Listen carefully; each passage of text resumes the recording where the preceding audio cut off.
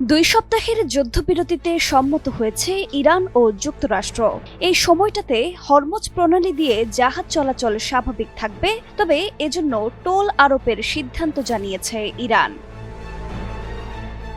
গত ২৮ ফেব্রুয়ারি যুক্তরাষ্ট্র ও ইসরায়েলের যৌথ হামলার জবাবে ইরান এই কৌশলগত গুরুত্বপূর্ণ প্রণালী প্রায় বন্ধ করে দিয়েছিল। পরবর্তীতে যুক্তরাষ্ট্রের সঙ্গে ২ সপ্তাহের যুদ্ধবিরতির অংশ হিসেবে প্রণালীটি সাময়িকভাবে খুলে দিতে সম্মত হলেও ইরান জানিয়ে দেয়, যুদ্ধের ক্ষয়ক্ষতি পুষিয়ে নিতে তারা একটি টোল ব্যবস্থা চালুর পরিকল্পনা করছে।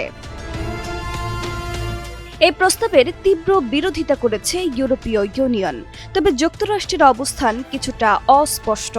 প্রেসিডেন্ট ডোনাল্ড ট্রাম্প বিষয়টিকে পুরোপুরি নাকচ না করলেও প্রণালীটি দ্রুত ও শর্তহীনভাবে খুলে দেবার ওপর জোর দিয়েছেন।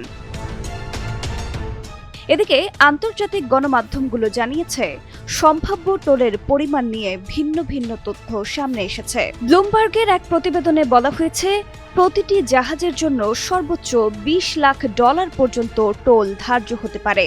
অন্যদিকে ফাইন্যান্সিয়াল টাইমসের তথ্য অনুযায়ী প্রতি ব্যারেল তেলের জন্য $1 হারে ফি নির্ধারণ করা হতে পারে।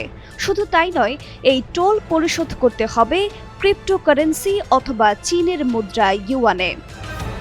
বিশ্লেষকদের মতে, টোলের জন্য ইউয়ান বা বিকল্প মুদ্রা ব্যবহারের প্রস্তাব বৈশ্বিক অর্থনৈতিক ভারসাম্যেও প্রভাব ফেলতে পারে, বিশেষ করে ডলারের আধিপত্যে প্রভাব ফেলবে।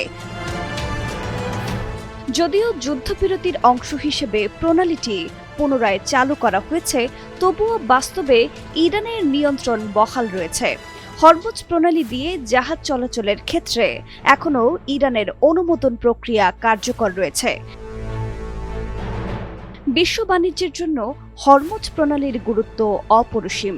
শান্তিকালীন সময়ে বিশ্বের মোট তেলের প্রায় 1/5, পাশাপাশি বিপুল পরিমাণ প্রাকৃতিক গ্যাস ও সার এই পথ দিয়ে পরিবাহিত হয়। ফলে এখানে টোল আরোপ বা নিয়ন্ত্রণ জোরদারের যে কোনো সিদ্ধান্ত বৈশ্বিক জ্বালানি বাজার ও অর্থনীতিতে বড় ধরনের প্রভাব ফেলতে পারে। সব মিলিয়ে ইরানের এই নতুন টোল নীতি শুধু আঞ্চলিক নয়, বরং বৈশ্বিক রাজনীতি ও অর্থনীতিতেও একটি গুরুত্বপূর্ণ মোড় তৈরি করতে যাচ্ছে।